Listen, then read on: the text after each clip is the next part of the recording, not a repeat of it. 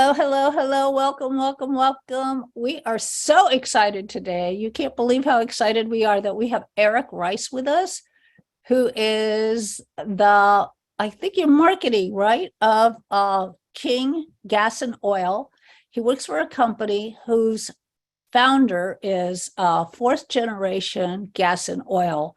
We love the fact that there's such experience behind this company and that they have an amazing group that runs everything.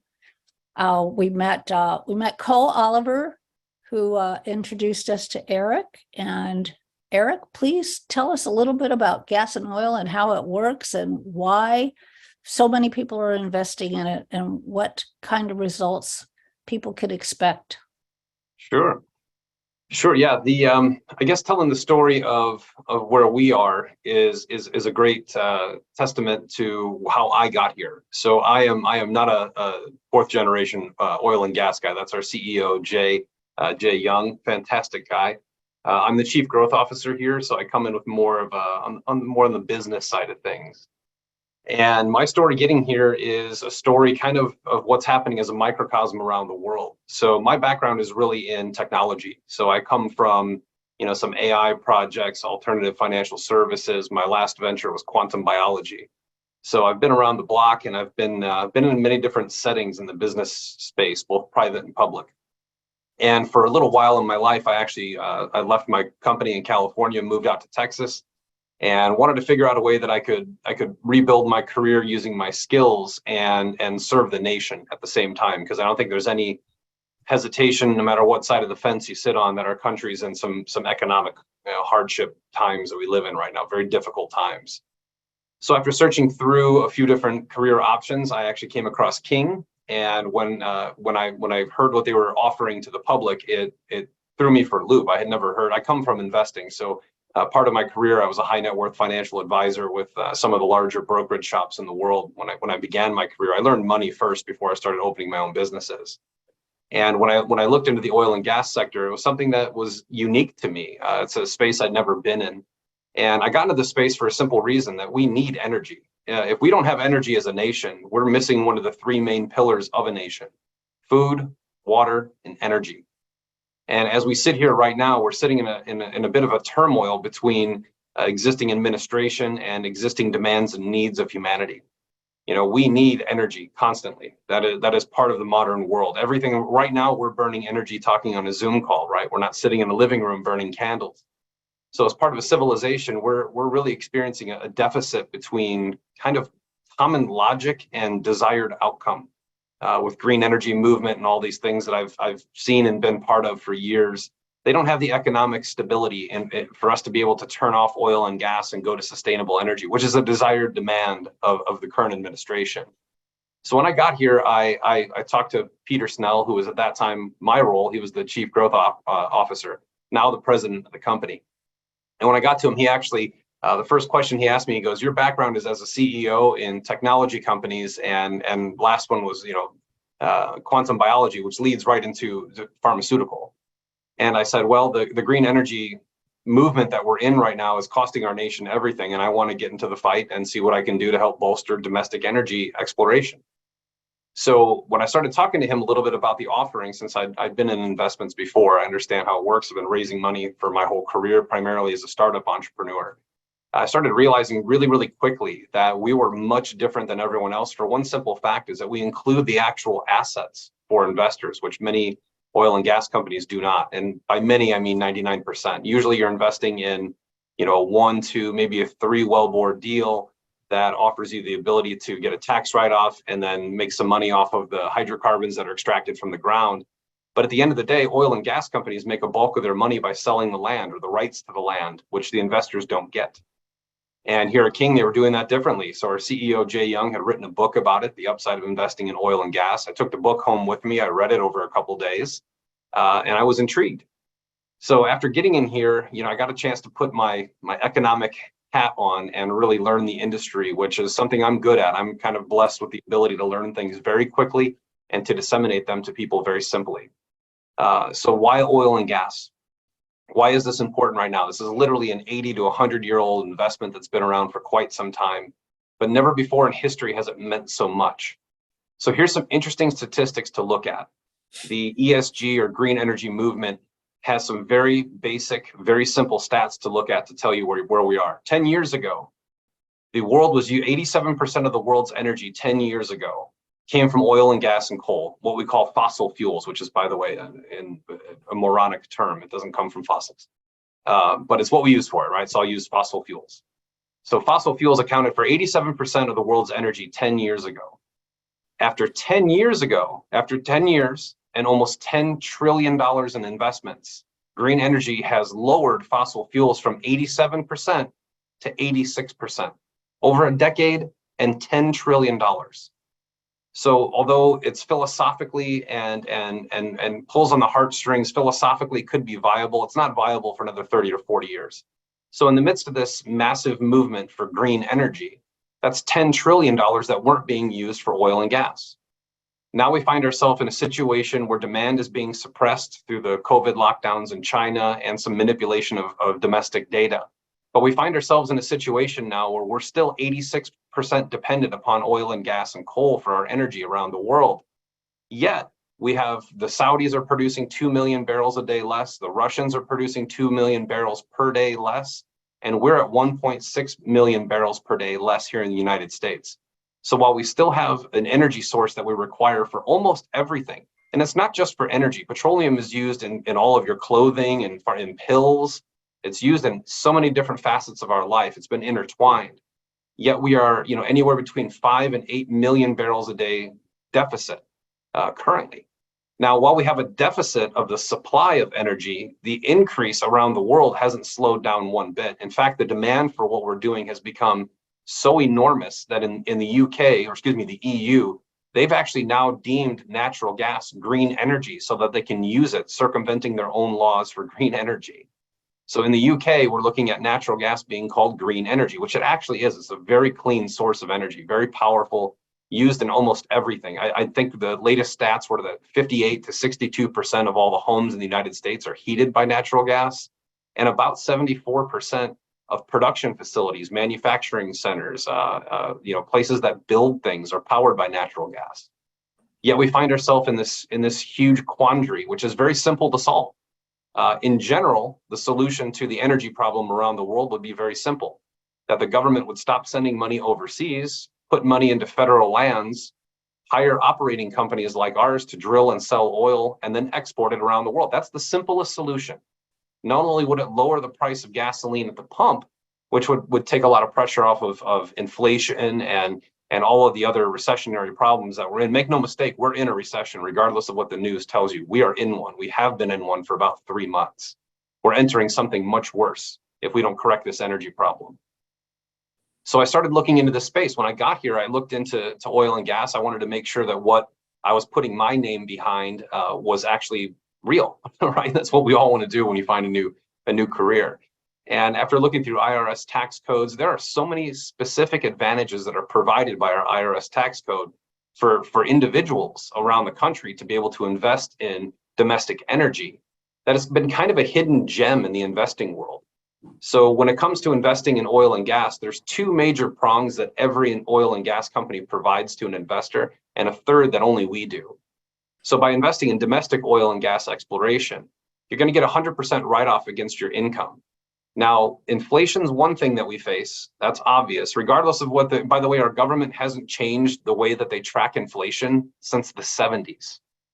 Now, the world has changed tremendously, but our government still tracks inflation like they did in the 70s. They haven't updated the system or the process or the data points. Now, they can tell us we're at 8% inflation rate, which means that everything is 8% higher than it was last year on the same month. But if you look at the grocery stores, eggs are 42% more expensive than they were a year ago. Milk, 34%. I mean, inflation's a real thing that we face. So we have inflation, we have higher costs, we have, think of something, this is something, I don't want to scare anyone, but this is just facts. Amazon and FedEx just laid off 28,000 people before Christmas. When was the last time in your lifetime that a consumer goods or a shipping company laid off people before Christmas. They're usually hiring 100,000 right now to be able to fulfill, the seasonal demand. So as we're looking at this inflationary period, we also know our government just funded 87,000 new IRS agents. This means that we're going to see a crackdown in higher taxes, more audits, and more expensive living. So investing in oil and gas, by being able to lower your adjusted gross income, you're already winning the battle. I invest in the funds myself personally. So you're speaking to another investor in what we do. Now, being able to lower your taxes is one thing. That's what every oil and gas company will provide if they're structured properly, of course. The other one is that you get a revenue share of the oil or the gas that you pull out of the ground and sell in the open market. We do the same thing. We pay out 80% of our net profits back to investors every month. The third thing that we provide is the upside. And the real upside in oil and gas is very similar to real estate. We look at a piece of raw land. We do a ton of geology and research to make sure that there are hydrocarbons and we know where they are. And then we drill the land and pull oil out. Every time that we do that, it's kind of like building a new apartment complex on a piece of raw land. As soon as you have the building built, the value of the surrounding land goes up. As soon as you have zero vacancy in the building, the value of the surrounding land goes up. Now, we include that land into each of our deals, our rights to the hydrocarbons. Those become more valuable every time we prove that land will yield gas and oil. Just a simple way to look at it. So what we do is we provide a tax write-off, monthly income from the hydrocarbons we pull out of the ground. And then when we sell the property rights to either an endowment fund or a pension fund or a major oil and gas company that wants to complete the project, there's a profit built in there for the investor as well. So why am I talking about all this stuff? Why does this all make sense? I'm trying to put together this educationally. We have inflation. We also have rising interest rates. This is something that I actually just had a debate with a very world-renowned economist about the other day, who believes that we'll see mortgages back at 5.3% in February of next year. I disagree vehemently. And looking at it from my perspective, what we're seeing economically from the Fed and from the government, these are not actions of people who have the best interest of the normal American citizen in mind. There's something larger at play. I think everyone feels that or sees that. But about an hour and a half after I debated with him and said, how can you possibly think to have 5.3 mortgages, we're going to have to be at 2% on the Fed funds rate in 2 months. 6 hours after this debate, the Fed came out and said that their target rate hike is anywhere between 5 and 7%. So if we look at 5 to 7% at the Fed funds rate, and I'm sure you all know how this works, right? The Fed is the base lender, and then everyone else layers on interest rates points on top of the Fed fund rate when they borrow from the government. So if we're looking at a 7% Fed rate on the high side, you're going to be looking at 14% mortgages. I mean, that's just period, point blank, simple. So imagine 14% mortgages. And if we also look at where we started going with the Fed fund rate hike and inflation and new taxes, this is a very bad economic trend to be in. So I got into this space for 4 reasons. Number one, I am not a fan of the IRS. I don't think anyone truly is. I love helping people structure their taxes through investments that allow them to save money on taxes. I just love that. I also love monthly passive income. I'm an investor. I love checking my bank account once a month and seeing, mailbox money pop in there, just like a real estate investor. And I also love the upside of investments if things go properly. So that's a big piece of it. And the fourth part of it is, I feel it's my patriotic duty to support my nation. We have enough oil and gas on our own homeland. We are the largest basins. We have the largest basins of oil and gas reserves in the world. Between Alaska and Texas, we have about enough oil and gas to be able to power every vehicle, every building, and every home on planet Earth for about 400 years. If we don't use that, we're simply spending money for things that aren't proven at this point in time. So that's kind of why I'm here. I guess that's my baseline story. But I think everyone wants to know about oil and gas and where it's going to go, right? Where is this trend going? Well, we have to look at, unfortunately, energy is always tied to politics. It always is. It always has been. It always will be. People get reelected because they have low gas prices. People get taken out of office because gas prices are high. This is just part of, history for the last 80 years. And if we look at where we are currently in a cycle, We have our president that went to the Saudis to ask them to increase production in order to support U.S. demand for energy. They denied it and actually reduced the amount of production that they will produce for this country. Now we're looking at a scenario where we have less oil available, the same demand, and through an election cycle, we're looking at a very, very topsy-turvy point in history, because the Saudis came out and said that they asked them to not decrease demand until after the midterm elections. And again, I don't care what side of the aisle you sit on. It doesn't matter. It really doesn't matter. These are just factual events. So as we go through this process, we're also looking at a lot of articles coming out about demand suppression and China. China's a really big story when it comes to energy. They are a huge consumer of energy globally, with so many people in that country. And now we're looking at about 300 million people that aren't able to go to work. They're not able to drive cars. They're not able to operate factories. That causes really big economic downfall all the way through, from consumer goods to energy. So what happens when the new policies come in place and these 300 million people go back to work? Because eventually that's going to happen, right? I mean, they're certainly going to lift these restrictions at some point. That's going to put us in a position where we have 300 million new people that have demand for fossil fuels while we've been reducing supply. Okay, everyone follow that? Basic math, supply and demand, if they don't match, if demand is higher than supply, the cost of the goods that are being supplied goes up dramatically. So while we're in this kind of holding period with China and some other restrictions that are taking place that are reducing demand during this period, I think we're about to approach 2023 is going to be a very interesting year, and our projections here definitely have us over $100 a barrel for oil, which we're now at about 78.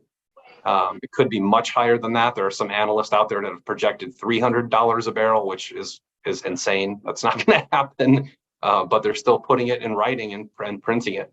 And we have other folks that say because of a recession and reduced demand, we should be around $65 a barrel. And here's the great thing about the oil and gas industry. We're profitable at about $30 a barrel. So whether oil is at 60 or it's at 300, it really doesn't matter. We still drive profit because we drive a needed commodity. Maybe the most valuable commodity on planet Earth is oil and gas.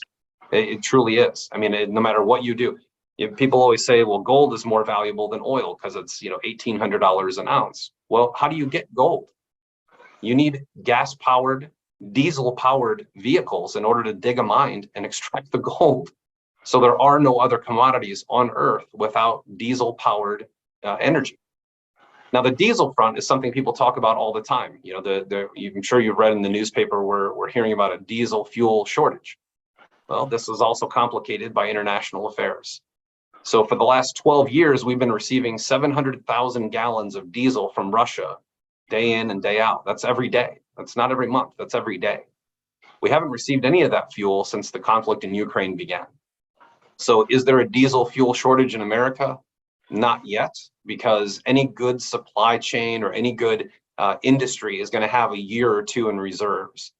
But we're beginning to tap those reserves. Okay, so that's the diesel reserves that we have in this country. There are private buyers here who store millions of gallons of diesel for national emergencies and FEMA and hurricanes and things like that. They're getting calls from companies now to be able to buy this fuel just to operate their businesses. At the same time, if we look at our GDP report from the last quarter, which now tells us miraculously we're at 2.6% growth of the economy, which doesn't make any sense when Amazon and FedEx are laying people off before Christmas. If you really read through the last GDP report, a bulk of the profit that came from that GDP report came from three really large areas of focus. Number one, our last quarter was the largest ever export of liquid natural gas to Europe, ever. We sold our energy for a continent that absolutely needs energy, right? Both of their pipelines blew up, especially places like Germany. In Germany, the number one most bought commodity right now is wood. Wood. They're buying wood to power their stoves for the winter. In Poland, they're buying coal to power their furnaces for the winter. So there's a big shortage of natural gas. Now, fortunately today, Germany signed a contract with Qatar, which is actually done through ConocoPhillips. So it's still a US deal that's being done internationally. But our GDP report, the number one bolster of the GDP was the government sale of liquid natural gas to Europe. The number two largest creator of the 2.6% uptick in GDP came from the exportation and sale of our strategic petroleum reserves, primarily to nations in Europe, but mostly to China. So we've sold most of our SPR. Right now, there's about 18, calculated as 18 to 21 days of strategic petroleum reserve available. That reserve is supposed to be held in account for national emergencies or times of war. So we have diesel fuel reserves to refill. We have strategic petroleum reserves to refill. We have some really, really big issues. By the way, the third leading indicator or amplifier of the GDP was weapon sales to NATO nations in Europe. So this wasn't from domestic, it wasn't from increase in sales at stores. It wasn't from more consumer spending. It was from exportation of liquid natural gas, strategic petroleum reserve, and weapons. Those are what drove the last GDP report. So looking through those aren't big indicators of a great economy here. If you actually look at the domestic economy information in the GDP report, you'll find out that we shrunk by quite a bit in the last quarter. Right. So, and is that something that causes what's happening in the market now? well, the market itself, The downside that you're talking about that we're already in for the past 3 months? yeah, I mean, we had two consecutive reduced GDP reports. That by definition is a recession. Now, the interesting thing is that they changed the definition of recession when that happened. So, Of course. so they don't have to admit that we're in a recession, but we are. It's just typical. And then the Yeah, last so- GDP report. Yes. came So out. can I ask you some questions? Absolutely, please. Okay. So when you go out and you find land, so the one that we're looking at, you've got like 57,000 acres. And what you show on that is you show both gas and oil as that you're extracting, I believe. And do you find that on the same land?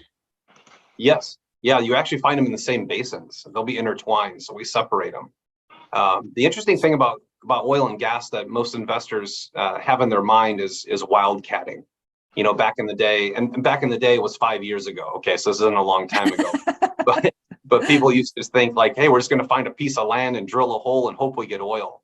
In the Right. last 10 years, the world has been completely surveyed. We have maps in our office right now that'll show you where every drop of liquid natural gas and every drop of petroleum actually exists. That's a real thing. So we know where it is. And then if you look at things like 3D seismic, we can literally take an instrument and look 10 miles below the surface of the earth. So for us, we're not in exploration. We're not trying to find oil and gas. We already know where it is. What we're in the business of is production, is actually pulling it out of the ground. So yeah, on our pieces of land, we generally look for plots of land that have a 50-50 mix between oil and gas. And is it 10 miles down? How deep do you have to drill to get to hit It strike depends. oil? It depends. So there's vertical wells and there's horizontal wells. So vertical wells, some of them I've heard is as deep as 17,000 feet. That's a very deep well. Wells will go between 3,500 and 7,500. It's a pretty normal range for a well. But what happens is you drill these holes in the ground vertically. So what we've been doing for the last 10 years is drilling horizontally below them. So we're crossing paths with verticals using. Here's a great thing to think about, because green energy is always a topic. Fracking oil or fracking water, the water you extract when you frack or use when you frack, you can actually drink. It's not going to kill you. And people do it all the time just to prove the point that's fairly clean. But when you drill these vertical, horizontal wells, you're actually opening up all the repositories in between the existing verticals. So it's a way of optimizing land that's already been drilled. And some of those will extend anywhere between 3 and 5 miles long. They're fairly large to hit all the different basins. We're always looking for different ways to utilize existing land and existing production to amplify it. Because in general, when you pull oil out of the ground, think of it like an upside down bowl, the way that a well would look. When you drill into it, the top part of the well, it just pushes. There's a ton of pressure coming from underneath it. It's very easy to get the top half of a well. So you drill horizontally to be able to get the bottom half of a well. It's stuff that's come along in the last 10 years that has really completely renovated or optimized the existing oil and gas business we've known for 50 or 60 years. And you know how deep that oil goes, so you know how far down to drill to get under it?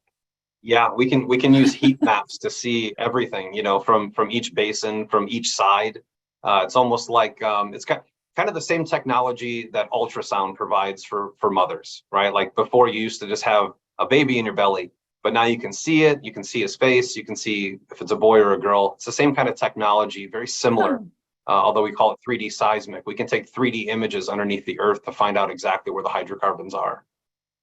And so if somebody were to invest in one of your funds, because that's what it is, how do they know that you're not going to hit, the biggest question is, how could they lose money? Sure. Yeah. So the dry well is really kind of a thing of the past when it comes to us. So what we do is we're probably 19 for 20 for producing wells, and that's a low number. I would say that we're closer to 1 to 2% of our wells don't hit. We do an extensive amount of geology work before we actually even acquire land. So before we actually put money down and acquire a lease, we will have gotten authorization to do the geology necessary to determine whether there's oil and gas there, number one, and number two, will the earth yield it? Because some places are just so difficult, the terrain is so difficult, we'll never be able to get it. So yeah, we scour before we get there, and we make sure we do have all of our geology in place. We also offset risk by using multiple pieces of land. So we're not restricted to a 2 or 3 square miles of land. We actually go and get 50, 60. Our last fund had 152,000 acres of land. So there's plenty of wells on each piece of property. So even if we miss, or for us, a miss is a low producing well. It's not necessarily nothing. It'll be low producing. Not to say we won't ever hit a dry well. It's just very rare these days. But if we had a low producing well, our plan is always to drill, this fund, we have 23 wells mapped out. So if one of them's low producing, we're certainly going to find a high producer out of those 23. And to give you an example how this works, our last fund, we have 152 wells in that fund. And over the last 3 months, 51% of the income we've paid out has been produced by our 2 newest wells. So 2 wells out of 150 were producing more than 50% of the monthly income.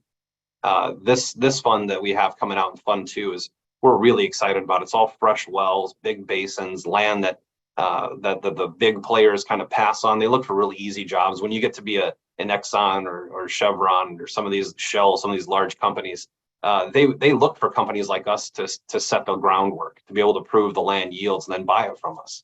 And that's what we're most excited about, because the market itself right now, the majors are projecting a 0 to 5% return over the next 5 years.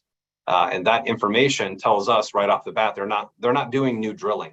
Actually, the administration, one thing I've done, I support, is that they're going to start taxing major oil and gas companies who aren't drilling. They're going to start taxing them for not drilling. And I agree with that. We need the energy. So does the rest of the world. 3 years ago, we were an exporter, a net exporter of energy, and now we're a net importer.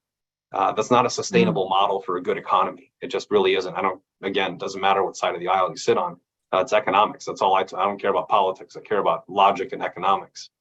Thanks. So if the majors are looking at 0 to 5%, they literally told us at the Hart Energy Conference a month ago that all they're looking for is exploration projects that have been developed, which is exactly what we do. So the model that we have moving forward, we will set the groundwork, prepare the proven undeveloped wells while we're driving revenue through the proven developed and producing wells, and setting the groundwork for these larger companies to come in and pay a premium for our land while we've been earning revenue the entire time. Very similar to building an apartment complex, filling it with renters, and then flipping it to a higher bidder. Very similar. Thank you. And I have another question. This is on taxes, though.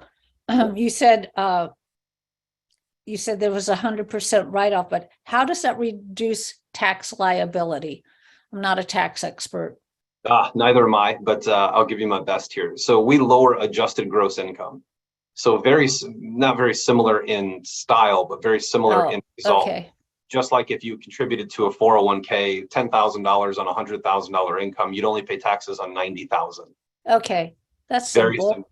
I like that. Oh, I like simplicity. That's so great. Hey, Cliff, does anyone have some questions for Eric? David Andretti, go. Hey, thank you. Yeah, I do have a couple questions. I came across this investment opportunity last year from somebody. He was a broker, but oil and gas company. and they were saying that they're trying to raise funds for an existing well, I guess, that was a very, very old existing well. Could you explain if that's good or bad on that kind of investment? Just curious.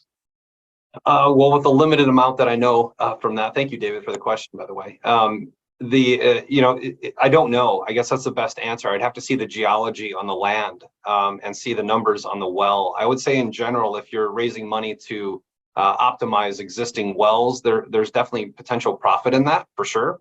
It's less costs up front. It's anywhere between $3 and $7 million to drill a well from scratch.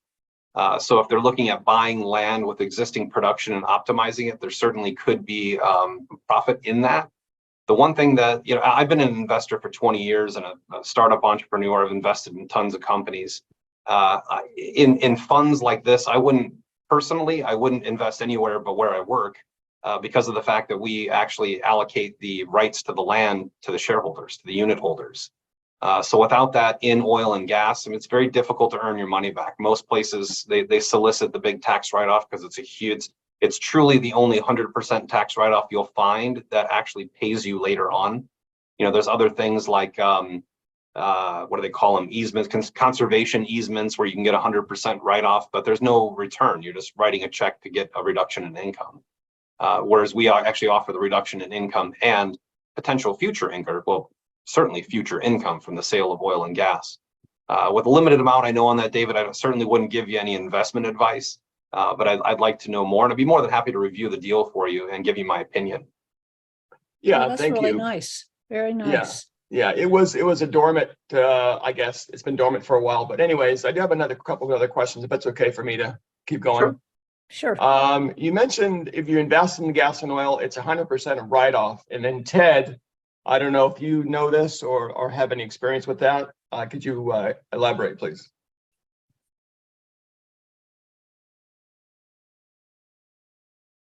You want me to answer that, Ted, or do you want to take that? Ted's I can tell you how muted. it works. I can go ahead. Yeah, Ted. go ahead first. Yeah. Well, taxes specifically are not my specialty in the circumstances, but as a generality, in order to produce a write-off, there has to be some sort of let's say calculable expense. Yes. And the ideal situation is where you get a calculated expense, not a cash expense. Correct. Yeah. So we use tangible and intangible drilling costs. So as soon as money comes into the fund, the first thing we're doing is putting it in the ground. For us to drill a well, we have an average of about 85 to 93 different vendors that need to be paid in order to fill jobs. They have to have insurance and bonding. So the first thing we do as soon as capital comes into the fund is we start buying out as much supply chain as we possibly can. So with the money coming in right now at the end of the year, we're buying up as much inventory as possible for next year ahead of higher inflationary costs and more supply chain issues.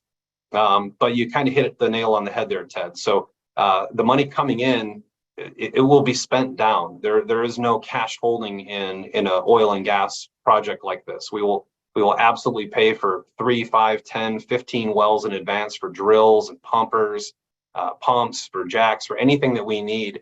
We'll actually spend the money as fast as we can to lock in our supply chain and costs, and then track all that through the IRS. So at the end of the year, we submit to the IRS our tangible and intangible drilling costs, which gives us an average. Last year, we got 80.8% of the investment in year one, and the rest is spread over 5 years. So yes, we are a GP, so we will show a loss as long as possible in order to gain and obtain full tax write-offs. Thank you. Seema and then Quick Cliff. question. How is your reporting back to your investors? What document do you provide the investors for K1. preparation of taxes? K1s? K1s. How long after calendar year end does that happen? Usually around March 30th. So it's pretty late because we need time to, in general, spend down as much as we possibly can to get the higher write-off. But you'll get them in March. Usually in the middle of March, you'll get our K1s. So a typical investor is facing an extension. Depends on your CPA. Yeah. That's, yeah, I can't say typical, and most people will put that through at the last moment. It's a If fairly you don't- easy. If you It's don't get your, normal. get your That's document normal, to the Ted, CPA to get your before the K1s. middle, before the middle of March, you're It's- counting on it's- extension. It's normal to get the K1s in March or April sometimes. Sometimes they don't even come until May or June. But the IRS requires that they be in before the end of March. Yes, yeah, we're always in before the end of March. Yep. Seema? Yeah, I'll give you guys an example of an IDC that I did in 2019. It was through people I knew in Sarasota. I was in the Permian Basin. So I put in $100,000. So for that $100,000, we paid $44,000 less. So that means that, what was it, 56,000 was at risk, right, Cliff? You do the math, I don't. So that was 56, that was at risk, because we got 40, we saved 44,000. Unfortunately, that deal has gone south because the guy just could not get it going, and then we had 2020, and now he doesn't even answer my calls. So I've lost 56,000. On the other hand, I'm doing oil and gas mineral rights with another group that I also discovered during the lockdown in 2020. And the royalties I'm making are through the roof. And they do also offer the same thing, IDC, that you can, they will drill wells, but obviously sometimes it's a crapshoot and you really have to know the people. And in my case, obviously I made a mistake, even though the person had come heavily recommended. But that's the tax break. Like in your tax bracket, we are in the highest tax bracket. So on $100,000, we saved $44,000 of hard cash in our taxes. Yeah, and that's and just to give you an example, like most of the deals like that where you said that they had some bumps in the road in 2020 when returning, those probably a 1 to 3 wellbore deal where spending the money was easy. We build portfolios. So our last fund, which closed in August, we're actually at an annual 17.5% return right now, paid out monthly. So we're really focused on the actual revenue, and we know where the oil is, so we're drilling it. So yeah, we're around the same type of large tax benefit in the front load. That part's fairly easy to us. That's just calculated spending money. That's how we spend money efficiently. And the return that we've been looking at steadily in our last 3 funds is around 17 to 18%. And that's Thank per you. year, then paid out monthly? Yes, annual paid out monthly. Very nice. Oh. When you're actually surveying the land, how do you know if you have oil or gas? And do you have both in the same pocket? And I know that might seem like a very basic question, but this is brand new for me. No, that's not a basic question at all. Yes and yes. So we certainly know what's there ahead of time. I guess the way that, how do we determine what it is? When you're doing 3D seismic, you're getting color-coded maps. So everything that we're viewing has a color code. So we'll be able to determine based on the color underneath the ground, whether it's natural gas or it's petroleum or it's water. There's always a lot of water down there. So, water filtration is a big part of our industry Water as well. looks the same. That's pretty cool. Thank you. Absolutely. Yeah, the maps are really cool. Like seeing some of our logs is really, really cool. Doug. Doug, Hey, Doug, Hey, how's it going? how are you, sir? I'm doing great. All right, so I know I met you guys at the Quest Expo earlier this year, but I didn't have a lot of time to talk with you. And as I'm listening to you today, I'm still trying to. There's something that I'm missing that I don't quite understand.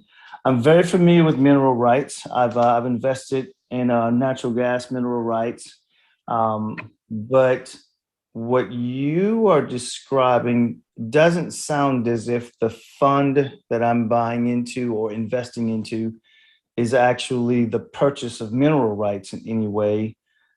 So what exactly is your fund? I guess, what exactly am I getting a return on? You're getting a return on the bigger piece of the pie. So the first people we pay when we pull hydrocarbons out of the ground are the mineral rights owner. So they get a small fraction of what we pay. So mineral rights is generally buying the rights to the minerals below the surface of the earth. So Right. we must pay our mineral. We also buy mineral rights as well. So some of our projects, we own the rights, so we don't pay anyone on it. And that's an area of focus for us in 2023.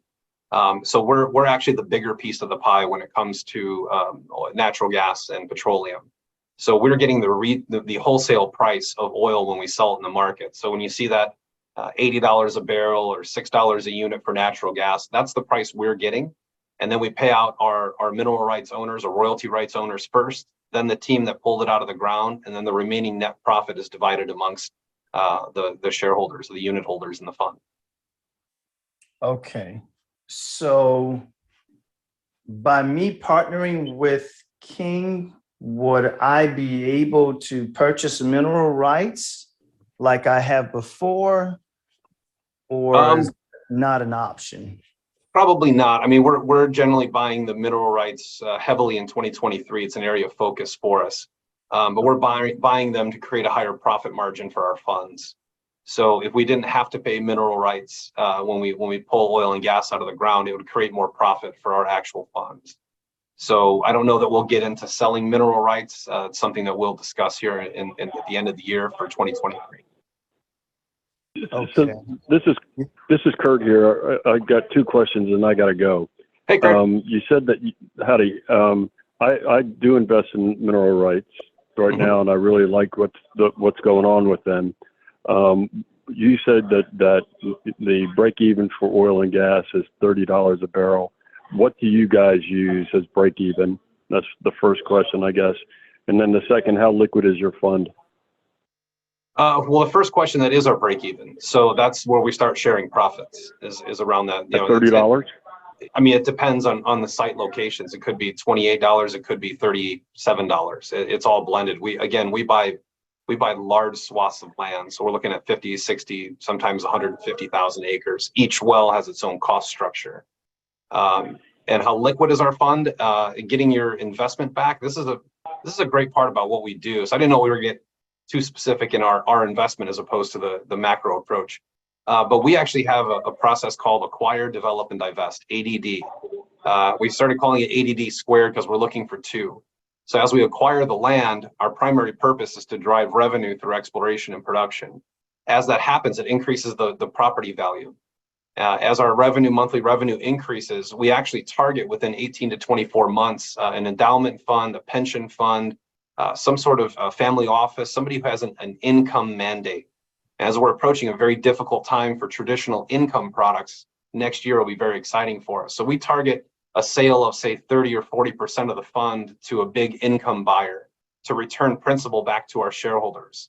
That's a really big part of our process. And then we use the remaining pieces of land and income to further develop, increase the property value again, and then sell it to a major company as an exit. So we have two exit events or liquidity events that happen in three, actually. We pay you monthly, so it's pretty liquid. You get paid every month.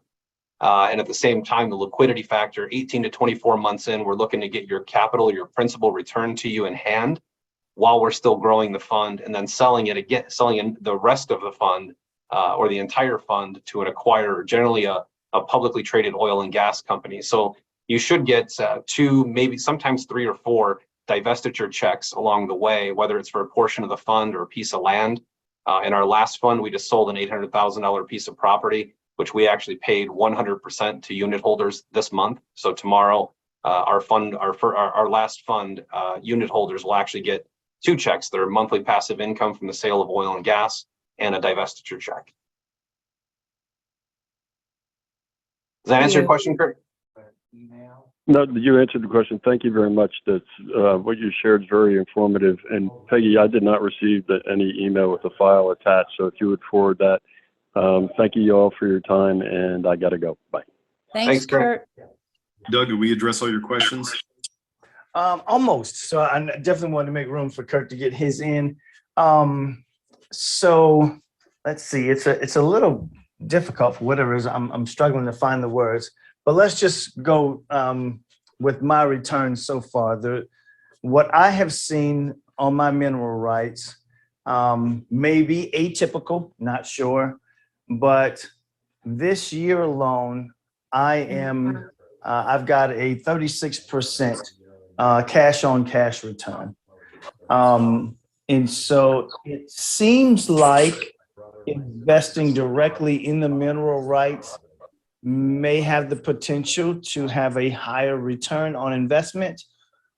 Or are you saying that, yeah, you're getting 36%, but my 17% is a 17% of a much larger number, so That's correct. I actually may still do better than you even at 36%?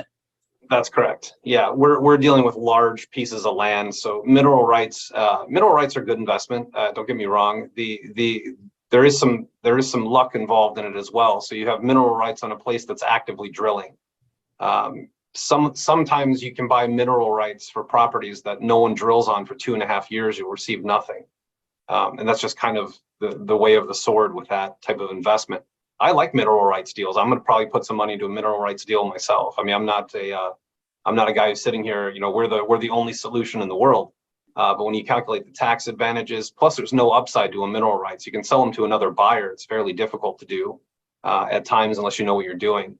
But you certainly can strike gold in anything, right? I mean, Bitcoin outperformed us for many years. At the same time, everything is cyclical. So it sounds like you're in a really good deal. That's a good thing. I amen for that. That's awesome. Yeah. But at the same time, we're a much larger, 36%. It depends on what you've invested and what the return is. We deal with primarily, this fund is a $200 million fund. So 17% on 200 million is a bigger piece of the pie than 36% of, 4 million, for example. Gotcha. Okay. All right. Thanks a lot. Appreciate it. Absolutely. Well, good for you, Doug. That sounds awesome. Give me that guy's number. Yeah. Yeah, absolutely. So just FYI, if it makes a difference, what I have invested in have been wells that are already producing, whether Yep. oil or gas. And now whoever the operator is, has one of the investors who is needing to sell off some of their ownership, sell off their mineral rights for whatever. They're going through a divorce, you name it. And a broker came to me and asked if I wanted to buy X amount of acres within this, within this lease, I guess, within this natural gas lease. And so I had a gas man investigate it, said the reserves were there, those wells should produce for the next 25 to 30 years. And I said, okay, let's go for it. Good for you. That's yeah. great. So That's I had great. no purpose of drilling a dry well. They were already producing. Found a good deal. I like it. All right, we have a question and then Caleb will go. And I lost it on, I can't seem to move my chat. I was but just it about to read one from chat for you, if that's what From you're referring to. PJ, yeah, the one from Correct. PJ, yes. Yeah, he wanted to know if the 17.5% return is outside of the tax benefits. And then I've ed a question after that. Yes, it is. Yes. Okay. Yeah, they're completely separate returns. We Very actually good. don't calculate ROI because the number would be off-putting. When you calculate in the, like she was saying earlier, she got 44,000 in cash on cash back on 100,000. That's already a 44% return. We don't even include that in our ROI. Wow. When you're talking about the tax benefits, is it typically dollar for dollar, or is it a percentage with what you're doing? On the initial investment, it's So if dollar someone for came dollar. in with 200,000, then they would get a $200,000 reduction in their adjusted gross income. Traditionally, year one, we target 75%. Last year, we got 80.8%, and then the rest of it is stretched out over 5 years. So yeah, it is dollar for dollar based on the percentage. So is it like a section 179 on taxes then? You're depreciating over 5 years? It's the oil. Don't quote me on the tax code, but I think it's 469. Don't quote Okay. me on that, though. It's specifically for oil and gas. Got it. Thank you. Thank you. Any other questions from anyone? There's a bunch in chat. I can run through and answer really quickly if you'd like me to. Oh, because I can't scroll through it for some I'll odd do it reason. for you, Peggy. I got you. Oil and gas is cash flowing better than anything else we invest in. I agree with that. It is a cash flow positive business if done properly. Of course, there are faulty operators out there. Thankfully, we've been operating for almost 27 years. There's not much we haven't seen. Who started printing money in 2020 and 2021? Congress. That's who prints money. They get authorized by the Fed. The Federal Reserve is selling 95 billion in mortgage-backed securities each month, and that is a major contributing factor to mortgage rates. Absolutely, 100%. Real estate's in a very tough spot. There's no question about that moving forward. I think if I read this right, I think it was $17.8 billion loss just by Credit Suisse last week in mortgage-backed securities. It was the last. Listen, I don't want to get into Securities. Administrations don't print money. The Fed does, and they're authorized by Congress. If you want to get into the political debate, consumer price index is currently at 7.7 for October. Food is at 10.9, and home is at 12.4. Yeah, we are facing serious CPI issues that aren't really modernized. Using or selling significant amounts from the strategic oil reserve can negatively impact our national security 150%. That is the purpose of a strategic petroleum reserve, which we are now below, I believe, 40-year low in our strategic petroleum reserve in times of war around the world. That's a very scary thing. I filled up my car in Houston yesterday for $2.70 a gallon. Somebody somewhere is doing something right. That's what it would appear like. It would certainly appear that way. However, the demand reporting for current U.S. demand right now is there's 5 or 6 articles I've read in the last 2 weeks that have shown that there are significant faults in what's happening in demand reporting. I would not expect if you have gas reserves, I would fill them quickly. I don't expect gas to remain that low for that long. Everything's about a 2 or 3 month lag. Remember that in oil and gas. It counts against active income, adjusted gross income. That's what the investment counts against. Is that the same due date as MF then? I don't know what that means, Angela. Multifamily. Same due date for K1s. Yeah, it's roughly the same. All K1s come in at the same time. We didn't file until September because K1 was delayed. That does happen. I can say that we have at least a 15-year track record of getting our K1s out in March. It's 15 consecutive years. Angela, you just now became my new favorite person on this entire chat. Why do you pay taxes? You pay taxes to pay back the unlimited credit card of the Federal Reserve and Congress. That's why you pay it back. You are essentially paying for the sins of others. That's not an opinion. Are you not getting enough depreciation and deductions? That's not an issue for us right now. I mean, investing in this fund right now, there's no production until March or April, so you'll get a check in March or April. But the beauty of this is it's very strategic, so we can maximize profits by getting money in the door now. That allows us to be able to give you the write-off because between now and March, we'll spend down every penny that comes in before December 31st, and that locks in pricing for lumber and piping and all these other things that are going up 12, 13% a quarter, just like everything else. It allows us to buy tomorrow's production needs at today's costs and to lock in supply chain. So we're already, I think we broke $10 million in the fund already this morning. So we're well on our way to getting this thing closed out by March. And the fact that we're bringing it in now to be able to drill at the end of December and then produce income in March or April, it's really premium timing. So we certainly won't have an issue getting depreciation and deductions. Depreciation doesn't fit us. It's intangible drilling costs that we pay. 17.5% does exclude tax benefit. That's just strictly income in hand. We have enough rollover that it cancels the associated taxes and distribution. That's kind of a statement. I'm kind of looking for questions here. Mineral rights at 18%. Good for you. Those are great contracts. I'm here to diversify, not to evangelize. I think that's one thing that I always make clear to people is what we do is not for everyone, and there's always certainly something better. What is the target or typical time period for your funds before to hold the assets before flipping a project to a large O&G company? Great question. Yeah, we're a targeted 3 to 5 year fund. So 5 years kind of our maximum. It depends on how drilling goes early on. If we drill fast and furious, the good news about this fund is we have 18 locations right now that the ground is already prepped for, and they're what we call shovel ready. Shovel ready means we file 1 permit and we can start drilling. So we have about a week turn time.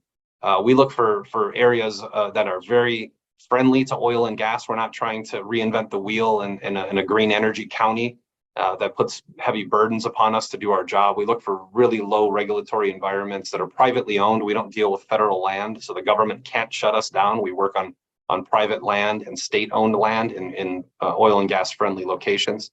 but we're generally looking to sell the entire fund. We're looking to do our first divestiture to, a pension fund or endowment fund or family office in 18 to 24 months, and then sell the entire project within 5 years. Cliff, yes, many green technologies require petroleum-based products to manufacture. Interesting stats about this. It's what's called offsetting emissions. It's the biggest con job in all of It's a shell technology. game. Yeah, it's so in order to produce an EV battery, you're actually doing about 5 wells worth of emissions of CO2 into the world. Even excavating cobalt, very nasty for the environment. Lithium, horrible for the environment. But the end result is what's called an offsetting emission. So yeah, your electric vehicle doesn't emit emissions, but to build it, you've already released about 10 to 12 years worth of emissions into the air. So we kind of look at that as a Wizard of Oz type thing. You know, there's no one behind the curtain. There's definitely somebody behind the curtain. It's interesting that to make a Tesla battery, it takes 800 gallons of petroleum just to make the battery. So in order to build a Tesla, you have to use an excessive amount of traditional energy or fossil fuels. We are JV'd into 2 wells in East Texas. How is that different from what you're doing? Angela, that's what's called a wellbore deal. So if I looked at your contract, I'd probably be able to point it out very quickly that you're in a 2 well deal. So if one of them went dry, which I hope it didn't, you're already at a 50% loss. If both of them go dry, you're done. We build portfolios of wells. So the difference between a 2 wellbore deal is very significant. Number one, we produce a lot more income because we have a lot more properties doing it. Number two, we actually include the land. There's not much of an exit value for 2 wells. You know, Shell's not looking for a 2 well project to buy from you. They are looking for 150,000 acres of land with 132 existing wells and around 900 remaining proven undeveloped wells that they can go ahead and drill.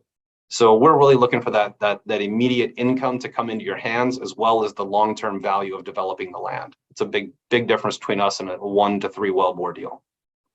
I think I got them all. Did I get them all, Cliff? I think so. David has his hand up again. Yep. And then David, you're our last question because we are at what we call the top of the hour. Well, thank you so much. Yeah, my last question is, as far as your fund, you're mentioning it won't start until April. Is that correct? Income. We start drilling this month, and next month, December. Yeah. Okay. So if you produce or not produce, is it still paying the fund? We are a partnership as a fund, so we allocate net profits. So after we've paid royalty rights and operating expenses, then the remaining profit is dispersed. 80% of it goes back to unit holders.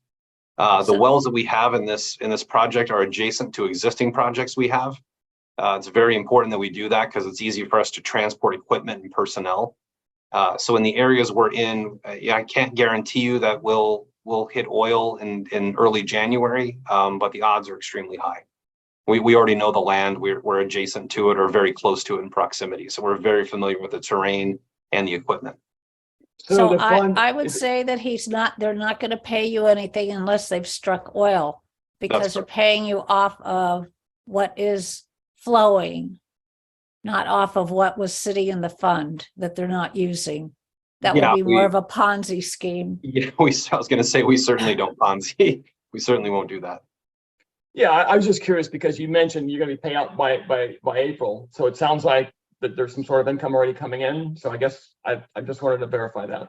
Oh yeah, no, I understand. A lot of folks here are new to it. Yeah, we start drilling our first location near the end of December, like the 28th is our schedule for drilling. That could take anywhere between 2 to 4 weeks in general to actually get the well developed. At that point in time, we'll pull it out of the ground, barrel it up, and sell it in the open market. And then there's a 2-month lag in between the time we sell it and the time we pay out in the fund. So we want to be able to sell out 1 month's entire inventory.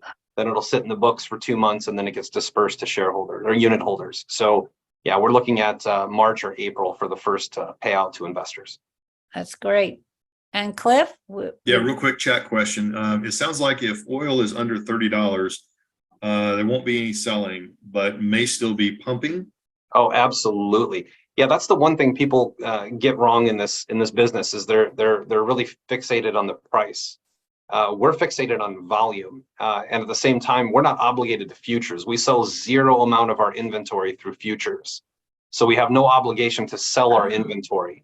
if at any point in time, if we had some sort of a natural disaster or a war or something like that, that would shut down, driving and operating factories, we would actually sit on the inventory until the price went back up. We own our inventory. No one else owns our inventory. We own it all. So we certainly would do that, but we would never stop pumping. That's the name of the game. That's the secret to this, is volume. That's why we do 20, 30, sometimes 100 wells at a time, is because volume is more important to us. It's just like any other business. If we had low volume, we'd be focused on margin. But if you have a high volume, then margin is irrelevant in the end. If we, instead of selling, 100 barrels at $100, we just sell 1,000 barrels at $70 and make more money. Thank you. And Sure. Eric, thank you so very much for coming today. This was really great. We all learned a lot. Most of us are just into real estate, not realizing that this is also a real estate investment with a nice high liquid return, shall we say. So thank you very much for coming, and we hope you'll come back again. Absolutely. Thank you all for having me. I appreciate your time. Thank you, Eric. Did we get his contact info? Reach No, out you to us have- and we can share wait, it. You have my contact info. Okay. And if you are interested, then connect with me in the chat. If you didn't, so I sent an email out to all of you yesterday, and if you didn't get the email and you want to look at this and you're an accredited investor, please put your information in the chat, the email that you would like the deck to come to, and we will send you an email. It'll probably be a click. You'll have to click, and then you'll get the deck. So let me know if you would like that. And is there any other question? I know I have another meeting to get back to, but I did want to take the full hour because Eric's got a lot of information, and we really don't know that much about gas and oil, other than we do put it in our car. We do have our oil changed every 5,000 miles or whatever. And we do It's just a use a drop in the lot. bucket. We do use a lot of product that uses both gas and oil. I don't know about you, but I heat my house with gas, so I need that. Doug, you have another question? Yeah, so there was something that was said that made this sound like a commercial syndication to me. As he was saying, hey, the fund is, the first wells are going to be drilled in December, but we are looking to sell in 3 to 5 years. Yes, So is this similar to a syndication? absolutely. Yes. Yeah. Instead of refinancing, we sell off part of the fund to an endowment. Like in a multifamily deal, you put money into a deal and then you refinance after appreciation's taken place. Our appreciation is easier to obtain. It's not based on market value. It's based on volume of oil. The more oil and gas we produce, the more valuable our land becomes. So our refinance isn't necessarily a bank. It's a pension or an endowment. That'll get your capital back in hand as we continue the project. And then we'll sell it. We'll sell the operation in 3 to 5 years to a larger oil and gas company at a profit. Got you. Okay, so historically, what have your multiples been? You're at a 1.8 multiple, 2.0? Well, it depends on the fund. So our first fund, our beta test on this in 2015 was a 3.8x. And that's probably the high side, to be honest with you, in Yeah. oil and gas. I expect we target like 3. That's a pretty standard multiple in today's environment. Now, if we were in 2018, 2019, we'd project 1.6 to 1.9. But being that we're at one of the largest, deficits in supply and approaching maybe the highest demand in history for the product, we see a much higher upside, especially due to the fact that the major companies aren't drilling. They're just looking to buy operations like ours and add the income to their books. So we're targeting a 3x return in 5 years. Got you. Well, Peggy, if he's targeting a 3.x, don't ask me whether I want to see the deal. Send me the deal. You got it yesterday. I sent it to you last night. So Well, folks, click. I appreciate all of your time tonight. I've got about Thank you. 40 minutes till I have to do another one of these, so I need to get something Okay. to eat. No, go. We are really done. Just everybody likes to hang out afterwards, so. Oh, I love it. I love It's it. Well, thank you great. so much for your time. God bless you all. I hope you All have a right. good day. Thank you very much, Eric. Bye-bye. Chris, you were very quiet today. You're muted. Found it very interesting. I liked it and stuff. Okay. A lot of our residents work in the oil fields in our apartment complexes in Houston. So and I'll tell you exactly what happened. So when Biden got elected, and again, I don't want to be political, they were forced to shut down, I think, like 28 wells. So 18 of our residents went from making $38 an hour to getting other jobs that were making $38 an hour because I'm they were sorry on to hear government that. land and everything like that. And now they're going. Now what's happening is they're coming back to those people because we need the oil, and they're saying, "Oh, please come back to work." And they're like, "Why would we do that? Because you just, you kicked this, 2 years ago, you kicked us out." Right. So- Without notice, and didn't take care of us while we were there. So they're like, "Why should we give up our family lives and everything?" Because wildcatting's hard, man. It's really hard, but it's very lucrative. But it's a tough. Well, that's what's good about this company, because they're not wildcatting. They're buying hundreds of thousands of Yeah, but- acres. Guess what? Guess who's pumping that? The wildcatters. So Well, the wildcatter. Oh, got it. So That's And who's my doing it. friend, they hit a dry hole, and So- it showed oil. That's why I'm saying the color code thing, it's not always right. It Yep. showed oil, and they did He- not get oil. And that's what he said. He said there's always a chance that it could be dry. And remember, these are the first in. They've got all of that, and that's why they're drilling 23 holes. They've got 23 holes they're going to Yeah. drill. However, they're going to do it. So you know that they're going to hit. And he did say that there were on one of the funds that two of the wells were paying 50% of the cash flow. So understand all that could happen. Yep. I don't know if you've ever read about oil here in California. Most of you aren't Californians, but we have a city called Santa Fe Springs, and they used to drive people down by the busload on Sundays and offer them lunch. And those people would eat food and leave their money. They would put five wells on an acre, and the whole place was a derrick. That's all it was, were oil derricks, oil derricks, oil derricks. They're all gone now. Every once in a while, you'll see an oil derrick, but they were sitting so close to each other, they were actually pumping oil from each other's. Well, the way it's created in cells under the ground, like you could have two wells in the same bubble, I guess you want to call it. Yeah, you could do that, but the way they were doing it, because you would own 1 5 acre or whatever it was, and you drill deep enough, right, and you hit oil, and that could be running sideways, and somebody else would get. Anyway, it was a very interesting book, and you got a It's a lot race of to the bottom. race to the bottom. Yeah, and I guess they dried that all up because now you only see a dozen wells spread out through Santa Fe Springs now. Yep. So yes. Did you have a question, Tom? You have to unmute, Tom. No, I'm just here listening. My name is Tom Graham with King Operating as well. Okay. So if anybody has any additional questions, I know Doug, I've talked to Doug before, and I've talked to Peggy in the at the conference. Yeah. But if anybody has any additional questions, I'll be glad to answer them. Oh, thank you. So I don't know whether you got this or not, but I sent an email out to all of you that are on our list, which is most of you. PJ, I don't think you're on our list, but if you would like to be, would you like to see this? Put your info in the chat and I'll send that to you. You've got to be an accredited investor. It's a $200,000 minimum. So you can put more in if you like, but the minimum's 200. And for some people who don't quite have that much, but have a fair amount, you might consider finding somebody else that has a fair amount and put a partnership together and have that partnership invest, because that's the minimum. And you could put an LLC together and the LLC can invest. Just a thought.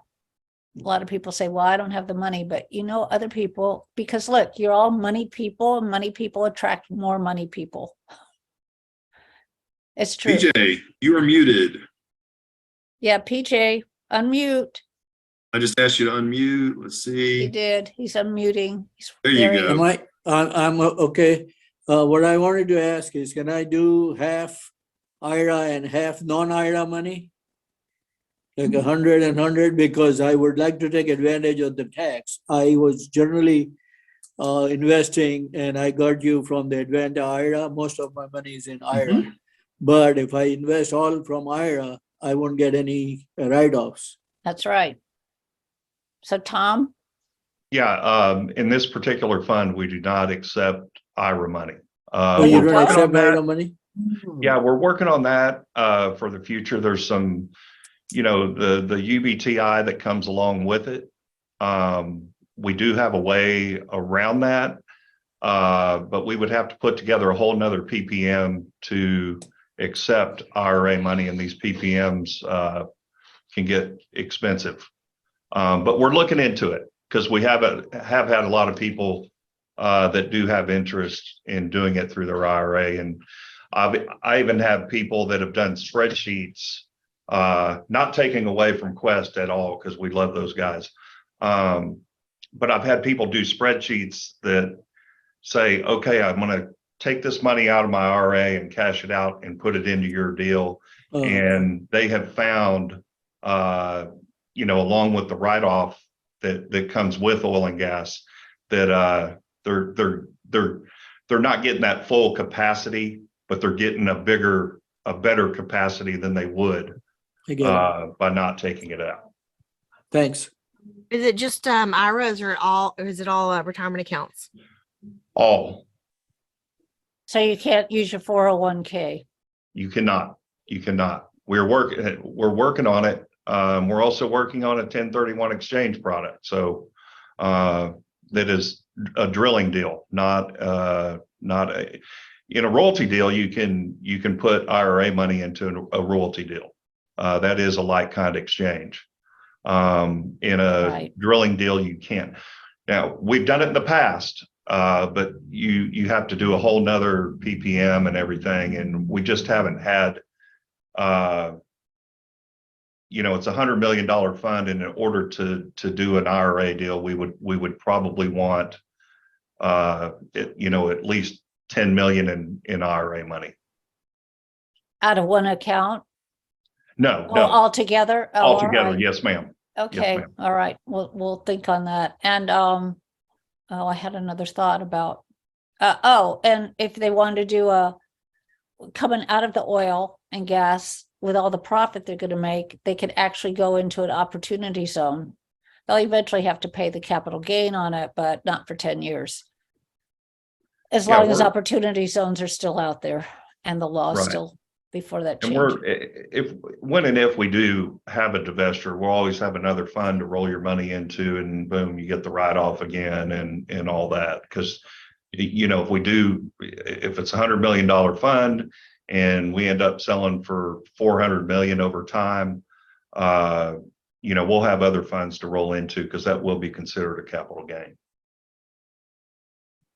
Yep, it sure will be. But you could do, I don't know why you're in a lease, which is real estate. I'll have to look into if you could do 1031. on We're that. working on that product now. Since the leases are involved in the deal, we are working Right. on a 1031 type deal for 2023. Oh, I see. So you're going to set it up so you could just roll into the next Yes. one on a 1031. Very smart. Exactly.